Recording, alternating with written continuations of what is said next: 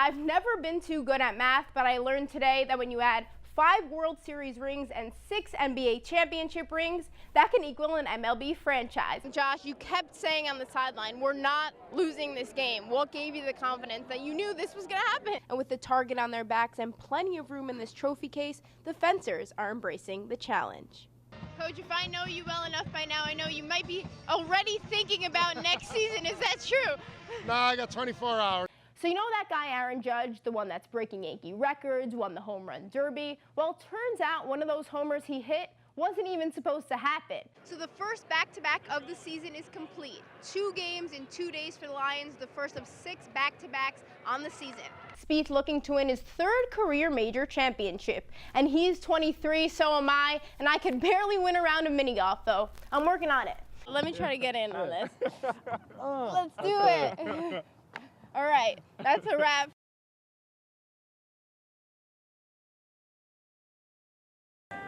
Mr. Indiana football quarterback 2015, Kyle Kastner, found his home in the pocket en route to leading Ben Davis High School to a state championship during his senior season. But now in his 3rd year at Columbia, instead of dropping back, he's going long. I've never played wide receiver. Started quarterback 3 years at high school. So it was the day before spring ball, actually, and I got a call that they wanted to try me outside. When we were watching him do winter workouts, I mean, he was one of the fastest, one of the most explosive kids, and we can't waste a kid like that on the bench, you know. So finding a position for him, and when we decided to move him to receiver, it was something that, you know, you never know what you're going to get. He was always a good athlete. And to how good of an athlete he's developed is just mind-boggling to me. So he's made that transition smoother than any guy I've ever had. The switch to receiver comes after Kastner battled his way back from a knee injury he suffered the summer before arriving at Columbia, which became, in his words, blessing in disguise. My knee, I wasn't expecting to be in this position. I wasn't expecting to definitely be out wide as a wide receiver. You don't see a lot of guys who go from quarterback to then come over and be a deep threat and an all-around receiver. I think Kyle's been able to kind of master the position. And I know master is a big term, but I think he's done really, really well. So Kastner has spent the past 6 months dedicating himself to becoming a starting receiver for the first time, perfecting footwork, learning routes, going through what he calls an entirely different practice. It's a big change, but Kastner, he's used to overcoming big challenges.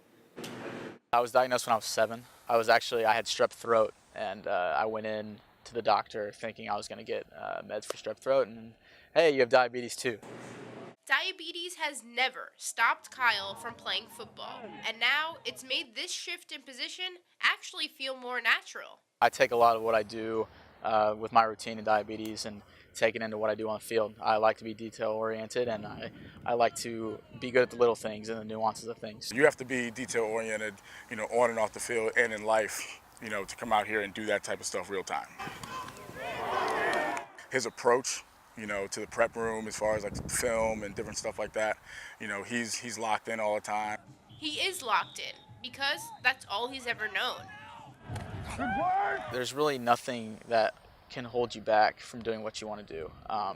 It takes a lot more effort and a lot more attention to detail, I think, but with the right people around you, I think anything's possible. Kastner has already proven that by making it to Columbia, but there's still one thing he hasn't done. Score a collegiate touchdown. Something I haven't really thought about too much. I got to focus game to game, but yeah, I mean, being in the end zone and meeting my teammates celebrating a touchdown will be amazing. And hopefully for him, those celebrations will also become routine. Reporting for the Ivy League Network, I'm Carly Nevis. Time for sports, I'm Carly Nevis. Well, the latest editions of the Yankees-Red Sox rivalry will go down this weekend in New York and next weekend in Boston. First of 3 games in the Bronx tonight. First inning, 1 on for Hanley Ramirez.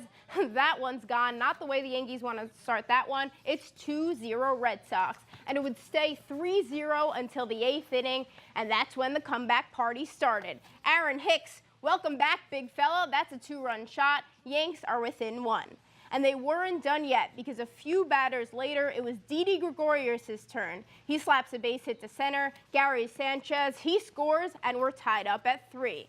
And it was next up, Todd Frazier, the Todd father, completes the comeback. Bombers come all the way back. They win 5-4. And to Queens, the Mets have some ground to pick up in the second half, 10.5 games back of the Rockies in the wild card race entering tonight.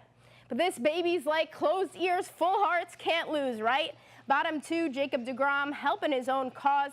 Loops this one, RBI single. Jose Reyes scores. Mets go up 2-1. Then in the third, TJ Rivera to deep right. It's an RBI double for him. Cespedes and Bruce score 4-1 Mets. And it was a slugfest at Citi Field tonight. Now up 8-1. Rivera, 2-run shot. Everything going well for the Mets. Yikes, except if you're this guy. He'd fall, he'd get back up, and the Mets would get this one 14-2. To the gridiron, the NFL season opens up in 4 weeks, but the Giants had their first tune-up tonight. The big guns, Eli Odell and Brendan Marshall, all sitting this one out. So the star of the night for Big Blue was the defense, picking up right where they left off last season. They had 2 picks just in the first half. But the Eli-less offense was, yikes. Down goes Josh Johnson, sacked 3 times. Geno Smith, he got sacked 3 as well. He had an interception. The Giants lost 20-12. They opened the season September 10th in Dallas.